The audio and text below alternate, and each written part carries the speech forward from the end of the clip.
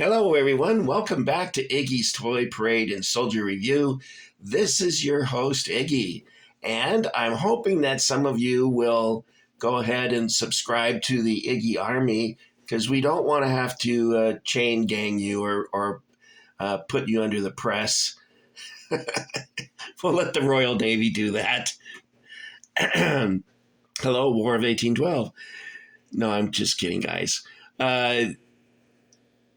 So first off the bat, let's take a look at the Gatling gun that is produced by Armies in Plastic, and I have a sample of this for you here. Now these are early figures for Armies in Plastic, and as such, they lack some of the fine detail that have been introduced to more recent figures, such as the French and Indian War and Rev War figures, which are all very good. And I'll show you what I mean by this smooth sculpt. The figures are okay for background figures. I have no problem with that. Let's see if I can get him. All right, so this is an officer with the binoculars. And there's not very much detail to them, as you can see. The detail's a little bit... where'd he go? Oh, here he is. He fell under the stand. You see he's there with the binoculars in short sleeves. It'd get really hot out there in the desert, and especially using a hand-cranked weapon, that must have been pretty brutal on the soldiers. So it came with 5 soldiers, 3 that are related to the artillery piece, and 1 rifleman standing and 1 rifleman kneeling. Let's see if we can move it forward just a wee bit so you get a better idea of what we're looking at now.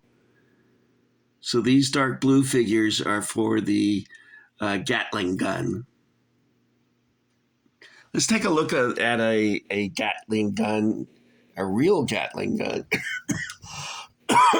Pardon me. Part of my Christmas surprise was a box full of COVID and pneumonia. That's always fun. All right, well, when you're doing a subject that you don't know a lot about, it's kind of cool if you pick up some of these books. And they'll give you brief stories about the campaign, and it's well illustrated with both artwork and with actual photographs. Now, why did I pick this book? Oh,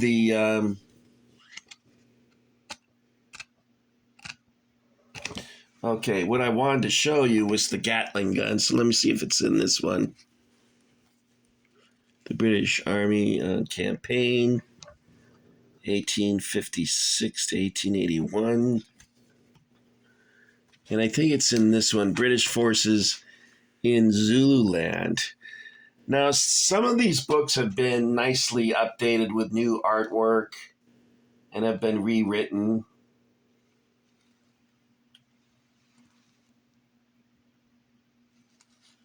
That's odd. Well, I know what that was. I was looking at a kitchen. Okay, here we are, guys.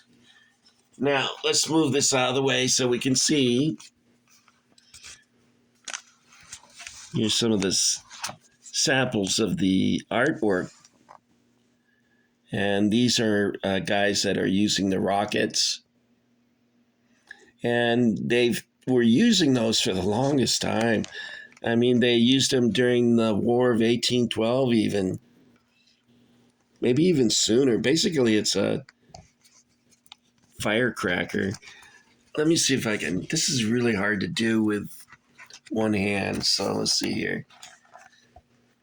Okay, there we go. There's the Gatling gun. And we'll take it off the shelf and let you take a look at it. You see the barrels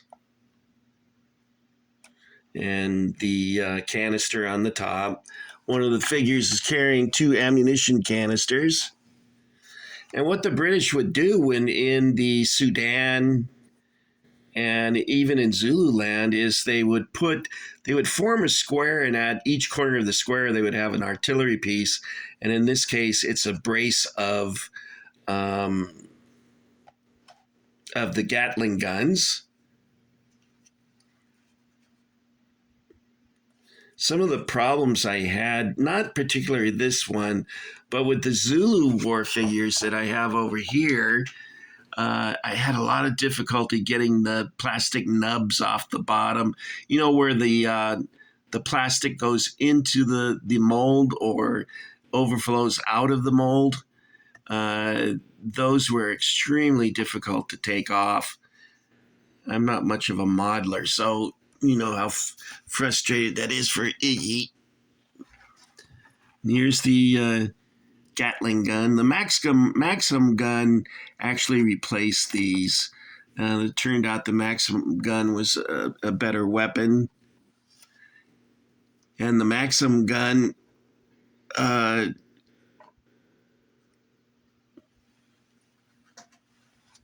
course, was used quite extensively in, say, the Boer War, through World War One and even into World War Two. They had some still being used. Okay, now, so I suggest that you get yourself some of these books. Like, for instance, this one's called War on the Nile, and it talks about all the battles that took place to take control of Egypt. See, there's a lot of weird political things going on in Egypt at that time. The Ferdinand de Lesseps, I think his name was, came up with a way to build a canal connecting the Suez with the Mediterranean. And the British and the French fought over it, and they had some. They both owned it at one time, and they were operating under the guise of the Khedive, Lady Khedive. I don't know, because the Turks nominally held on to Egypt as part of the Ottoman Empire. So they managed to, the British and French managed to get control of it from the Egyptians. And then they eventually took over from the Ottomans and had control of the canal that way. The canal is very important to the British commerce going back and forth between India and their homeland.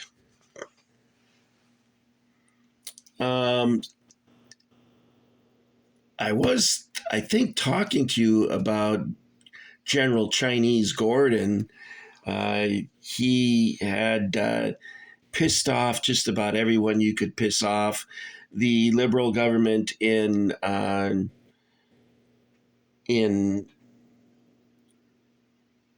Britain was opposed to Britain becoming involved with anything political in Egypt, and they did anyway. And so there was a war between the British and the French against the Egyptians. And then there was a war between the Sudanese and the Egyptians. And there was a fellow named General Charles Gordon. And he was, at one point, the military leader of the Egyptian forces when Britain took it over. And that's not an unusual thing, though, that after the Civil War, a lot of officers wanted to continue serving, so they would volunteer to serve in the Egyptian army. And there was quite a number of uh, men who were killed while in service of the Egyptian government, but they were actually in the British Army. They just were on leave, so to speak. And Gordon got himself mixed up in Khartoum in the Sudan, and his position became very bad. He got surrounded and was put under siege. And there were several armies that were sent to relieve Gordon, and they were attacked. And one British Egyptian force was completely annihilated. I mean, just gone. See you later. And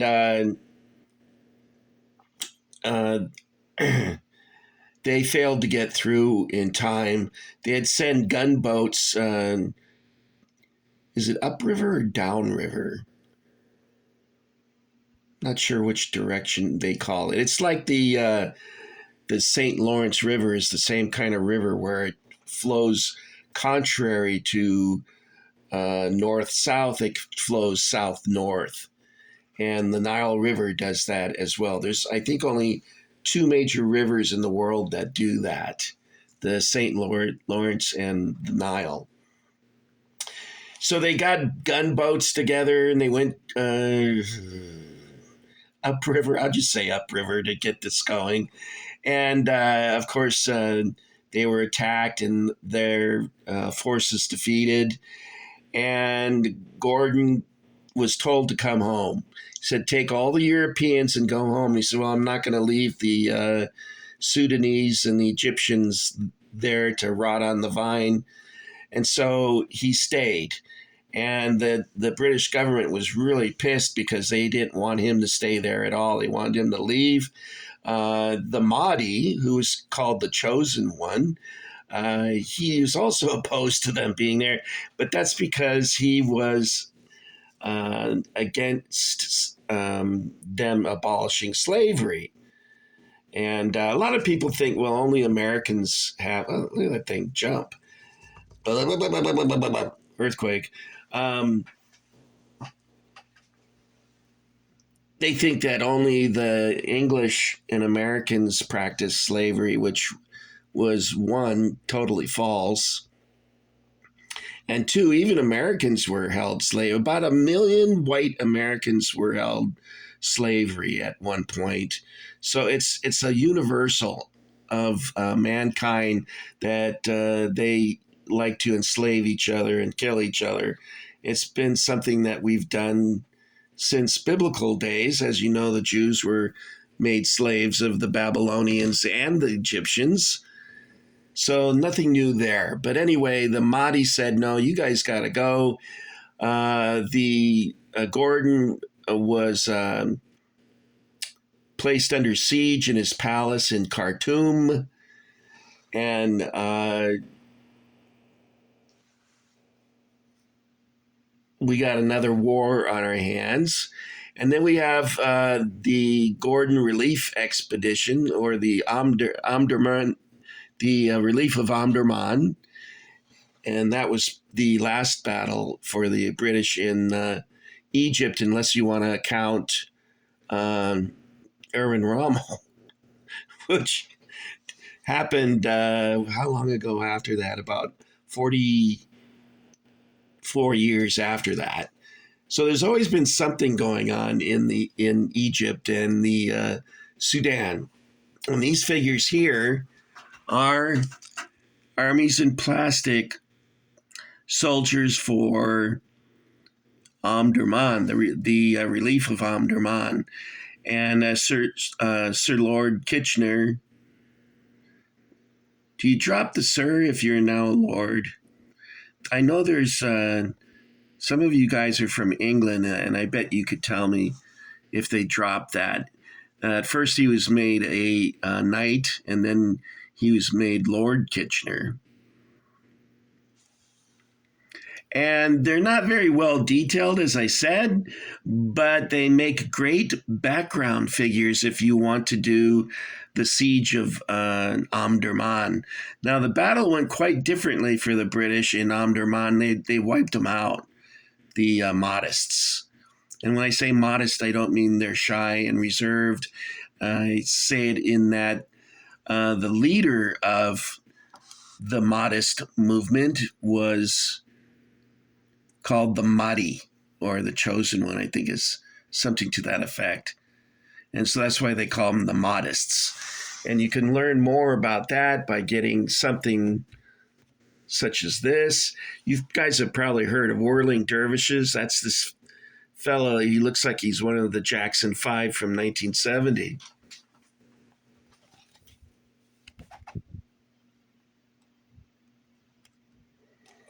And they have a lot of really cool battles. And I'm looking at the book now. I shouldn't do that. Well, I'm on your time. And then, of course, I showed you. Where did I put it? Here it is. And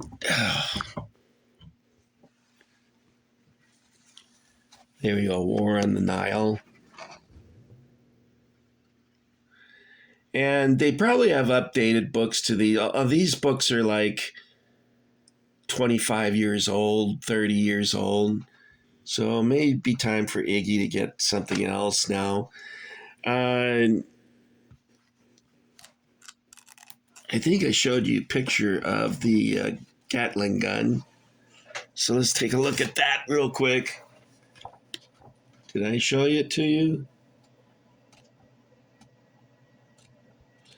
The interesting thing is the Navy took care of quite a bit of the artillery in during the Boer War and the Omdurman, the relief of Omdurman, the Gordon relief expedition. And it was done by the Navy, and they would wear Navy uniforms, and the gunners would actually wear straw hats with the ribbon around the crown of the hat stating what ship or light cruiser, whatever it was they are being stationed from. All right, so last up is going to be the Zulu War troops. Now, this I had some problem with. I don't like being negative with reviews and stuff because we all have our different tastes. However, these are call to arms, which I like the sculpts. Don't get me wrong. I like the sculpts. However, they had a problem that was very difficult for me to deal with because I'm not a coordinated modeler or anything remotely like that. So if you look on the bottom of these, I don't know if you can see it. See that nib? They all had really pronounced nibs because you have to twist them off a sprue. And each one of these figures came on a sprue. I think it was four figures per sprue. And what I had to do to make those stand up, because they wouldn't stand up. Let's see if I got it here. I'm trying to go fast through this because I need to put these figures into storage. Is I had to use these nasty looking toe clips, and even using these, I couldn't get them all off. I tried these, and those didn't work. And I think I had a small pair of scissors that I tried and almost cut my fingers off. They weren't sharp enough to take care of it. So what I next will do is use a emery board and sand those nibs off so they'll stand up properly. And you can see here, this is from Rorke's Drift by Call to Arms.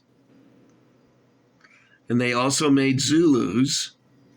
They had a box that said Ishandalawana, and then they had Rourke's Drift. So you could pick if you want to lose or if you want to win. It was your choice. Now, if you're looking for a good book on the Zulu War, there's one I read, I guess it was 40 years ago, a little over 40 years ago, by Donald Morris. It is called Washing of the Spears.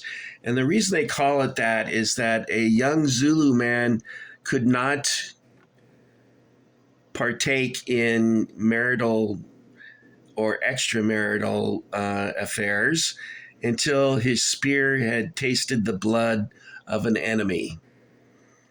So that gave the Zulus an extra incentive to get into a battle, and a very long lasting and old-fashioned incentive.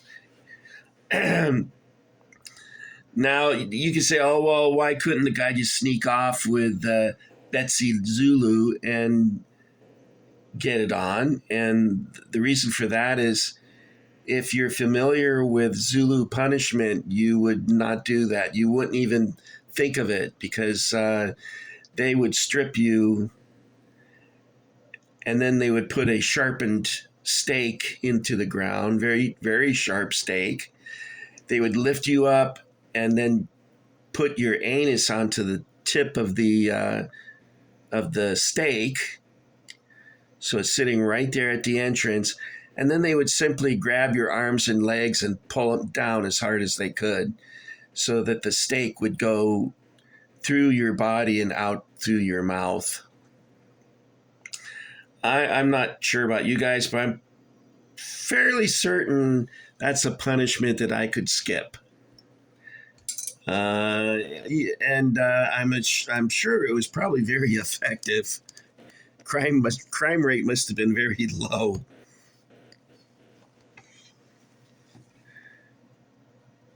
See, and they got these are by Michael Barthorpe, not Michael Mortorp. And you'll notice the Boers look just like Confederates. And in the beginning, they treated the British the way the Confederates treated the Union Army. There is a side note on this, and that is the Prince Royal of France. And when I say Prince Royal, his father was the nephew of Napoleon. And so they, in a sense, I guess, he was the equivalent of being man, I'm really having trouble expressing myself. He was like a Prince Royal, but he had gotten himself killed in Zululand. He had gone over with the British as an observer, and he ended up getting killed. He had a sword on him, and he had a pistol, and he had several British officers as an escort. He wanted to see the battlefields, and so they took him.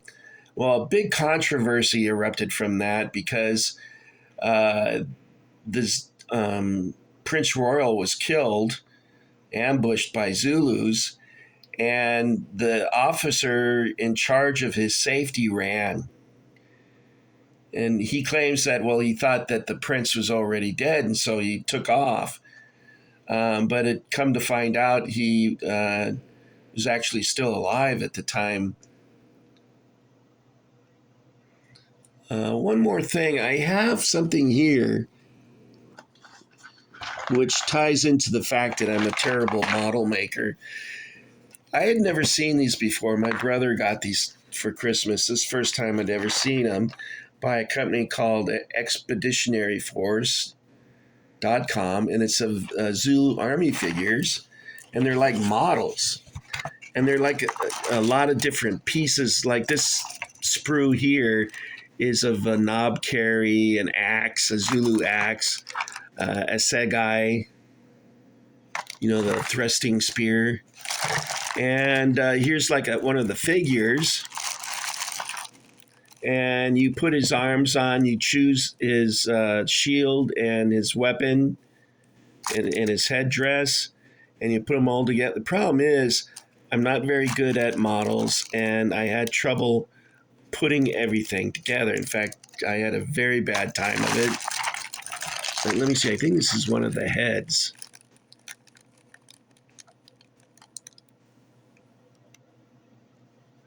Hey, here we are. That's the head.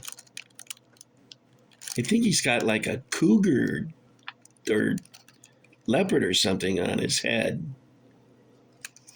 And I'm not even showing it to you. God, I need to look at the screen. That's his head that pops onto his shoulders. And like here's part of his clothing that you can pop on him, or you'd have him naked any which way you want, I guess. Here's like a scarf. But it puts together like a model. So you should have minimum modeling skills to put these Zulu troops together. And I don't quite have that. I wouldn't even consider myself of medium talent, let alone anything else. Now, this is the last book that I bought. This is the first one I bought about the Zulu War. And I bought this book back in 1979. And this one I bought in 2022. So you can see they do update them, and they're very richly illustrated with maps and paintings.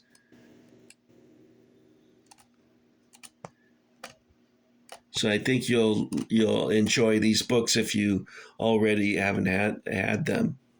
Look at this old cove. He's got all the regalia there.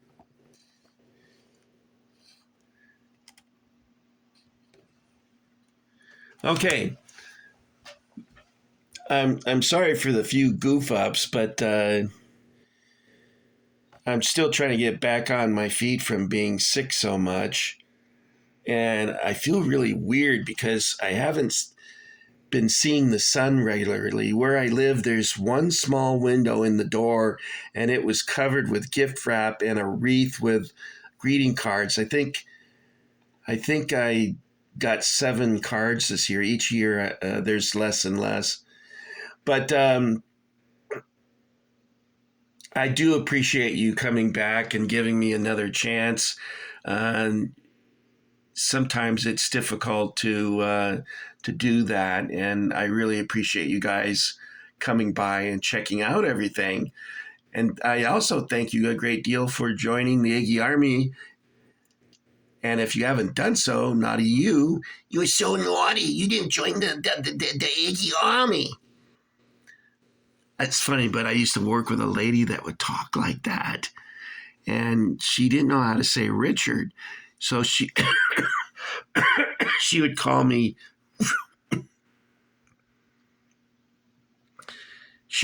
rat shit. Rat shit. And I'd say, I think what you mean is Richard, not Ratchet. And the boys in the stockroom got a hold of that, and then I became Ratchet. Now you go, well, who's Iggy? Well, Iggy, that's another